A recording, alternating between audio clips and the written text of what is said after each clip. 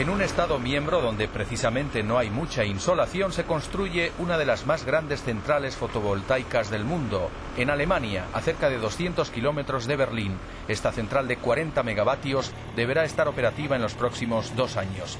Este lugar disfruta de más horas de sol que otros puntos de Alemania gracias a su ubicación geográfica, pero esa es una de muchas razones que explican que la empresa haya optado por el este de Alemania.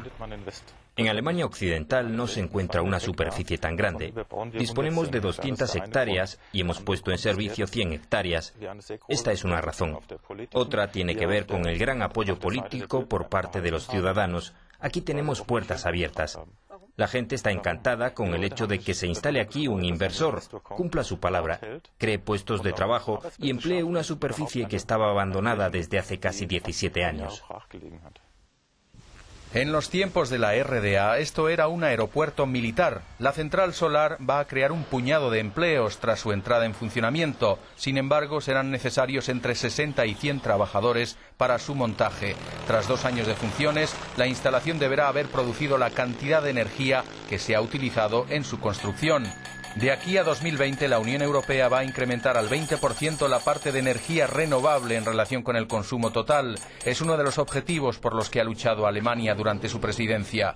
Pero hay un problema. Europa quiere también crecimiento y empleo. Desea ser un líder económico a nivel mundial, según la estrategia de Lisboa. Son contradicciones que se constatan entre los políticos europeos. Quien quiera crecimiento debe decir sí a la producción industrial, sí al uso de superficies para ese fin. Debe permitir además el transporte y la movilidad de la gente. Pero si se lleva a cabo una política climática tan histérica como actualmente, existe el peligro de que no se tengan en cuenta los costes en materia de pérdidas de empleo. Mi responsabilidad consiste en velar para que los jóvenes europeos puedan también trabajar en la industria el día de mañana.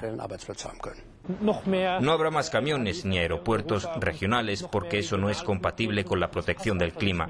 Por otro lado, debemos invertir más en el transporte ferroviario, en ciudades verdes, mejores automóviles y energías renovables.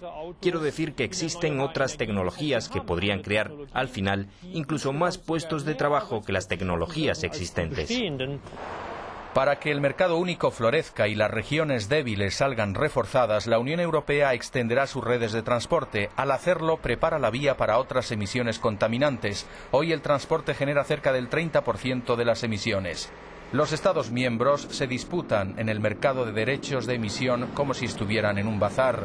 Tradicionalmente, los nuevos Estados miembros usan el carbón como principal fuente energética. Como explica el eurodiputado Adam Gierek, el plazo de 2020 no es factible. Les será muy difícil transformar la política energética hacia menos emisiones de CO2 en un plazo tan corto.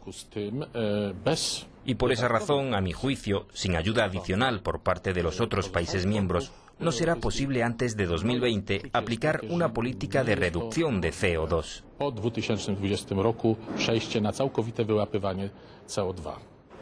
Para tener un empleo en Europa se necesita movilidad. Eso es lo que predica la Unión Europea. Y al hacerlo genera más emisiones.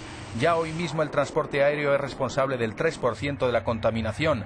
Debido a su gran crecimiento, podría convertirse en la fuente más importante, según la propia Comisión Europea. Recientemente anunció una serie de subvenciones para impulsar el desarrollo de una tecnología de aviación limpia.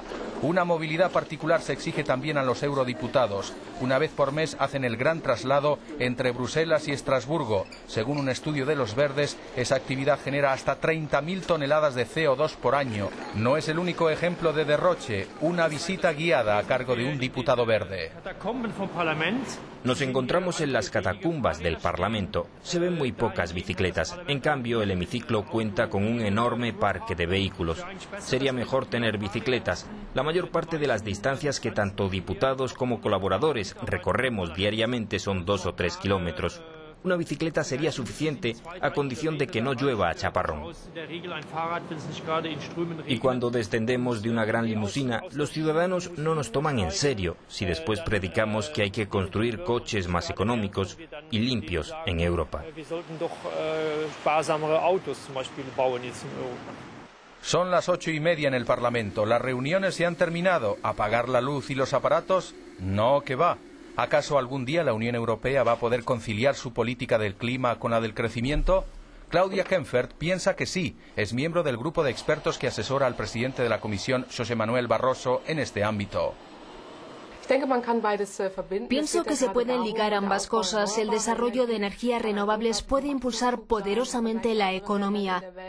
Y esto no está en contradicción con los objetivos de crecimiento y empleo de Lisboa. Los objetivos de movilidad también son importantes, por eso es fundamental que se creen nuevos motores más eficientes con menores emisiones de CO2. La movilidad del futuro estará asegurada a pesar de estas medidas climáticas. En este sector se ha hecho muy poco porque no existían aún las tecnologías necesarias.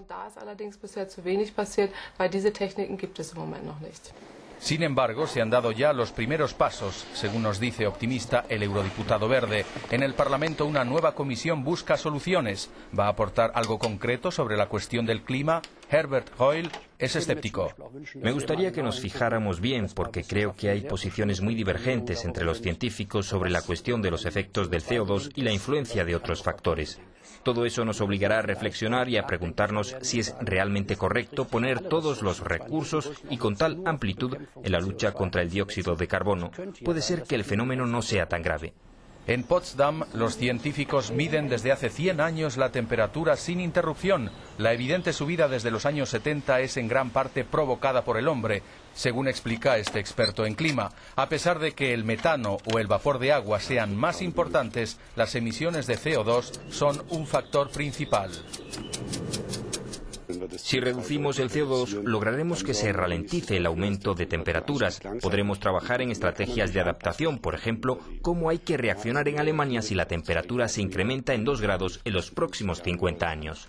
Su colega insiste en que el 20% de la reducción es aún muy poco para detener el recalentamiento de 2 grados.